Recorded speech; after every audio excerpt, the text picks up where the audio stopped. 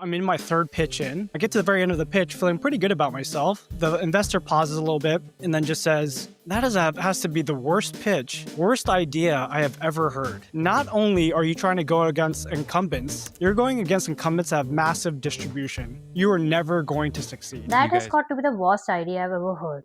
You're not gonna succeed. That's what an investor told Grant Lee, the founder of Gamma.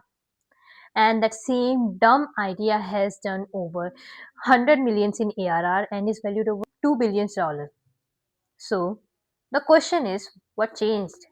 Not AI hype, not what other AI companies are doing. Gamma started with a problem. Let's be honest. You open PowerPoint slide, you already know what you want to write, but you get stuck. Alignment, fonts, formatting. Ours goes into making it look good rather than making it make sense.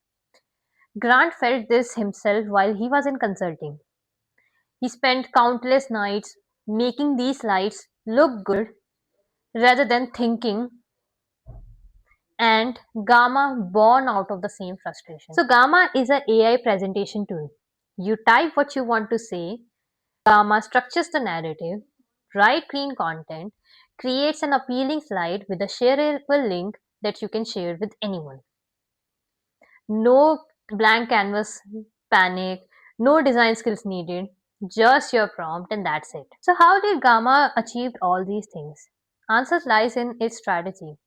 So every deck was designed to be shared and every shareable link takes the product forward. Word of mouth and virality was natural. When Gamma launched itself on Product Hunt, they won Product of the Day, Product of the Week, and Product of the Month. Well, most of the founders would celebrate, raise more funds, and go on scaling. Gamma didn't. Because after the spike, growth flattened. Rather than investing on ads, Gamma's founders asked a brutal question: why aren't users telling others? The answer was uncomfortable. The first 30 seconds wasn't magical enough. They took the uncomfortable step, go on R&D. They stopped everything and focused on one thing: how to make their first 30 seconds so magical that it will hook people and they will likely be sharing the link to others. After they achieved this goal, they relaunched, and this time the growth spiked. Signups went from 100 per day to thousands to 10,000s.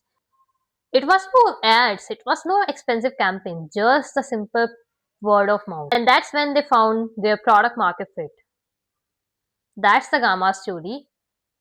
And let's understand Gamma's growth engine in details.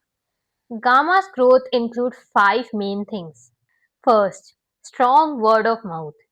50% of the Gamma's users come directly by searching Gamma on the web. That's not an accident. Their main strategy is product-led growth, to create products so valuable, so easy to share, that users will naturally tell others and creates an organic growth cycle. Second, micro-influencers. Gamma didn't work with celebrities. They worked with small, focus group who are good at their craft.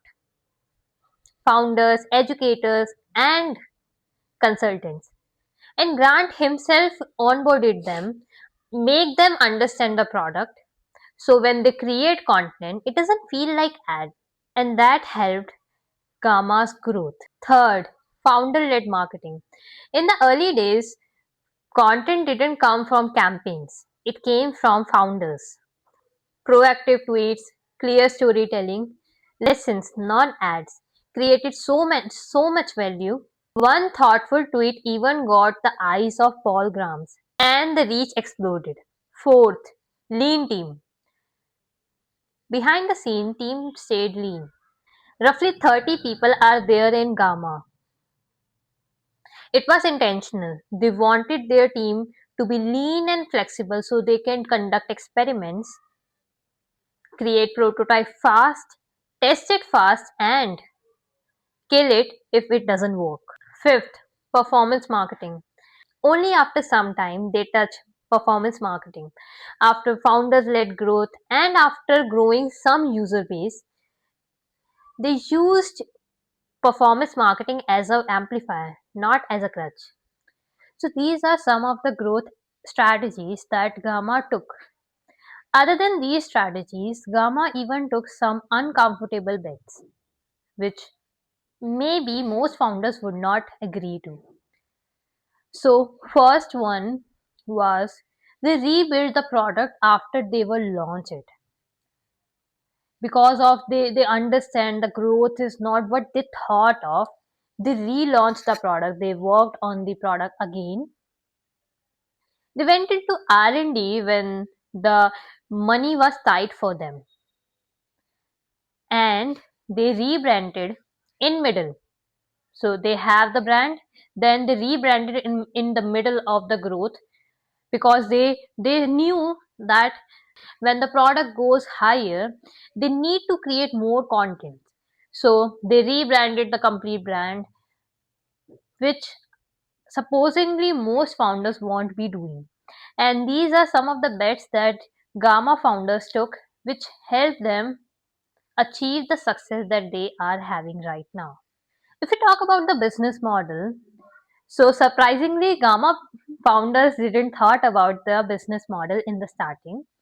So they were having 400 credits that they were giving to each new users, and after the credit goes off, that experience would go off because their main focus was on creating that magical onboarding that they forget about the business model.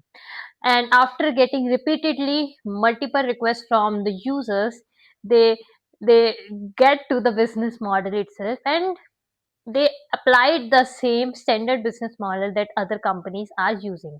So they are having premium model where 400 credits are given to all the new users and a minimal charge of $20 per month to to continue the work after that 400 credits got out. Most people will think Gamma as just a wrapper, but the moat is not in the model itself.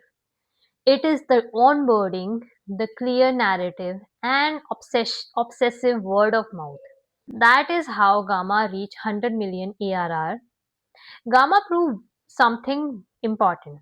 Big companies aren't built by chasing trends, they're built by solving a problem extremely well. If you are a founder, product manager, or just a student who wanted to create their own startup, learn from people just one step above you because that's where the real lessons are. Subscribe to this channel to learn more about fast growing and impactful startups. Thank you.